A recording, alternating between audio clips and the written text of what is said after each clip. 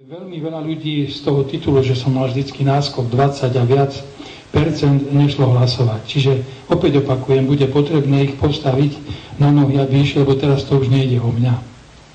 Ja, ak nebudem zvolený, nič sa nestane. Možno z osobného hľadiska mi bude ešte lepšie, lebo budem mať čas na rodinu, na všetko a nebudem mať problémy. Tu nám už ide vyslovene o boj, o smer, o koalíciu.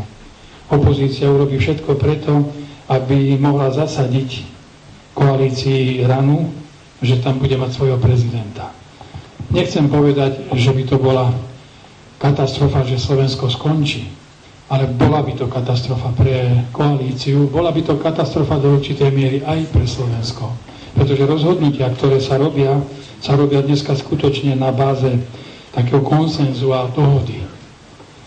Najmä pokiaľ ide o príjmania niektorých opatrení.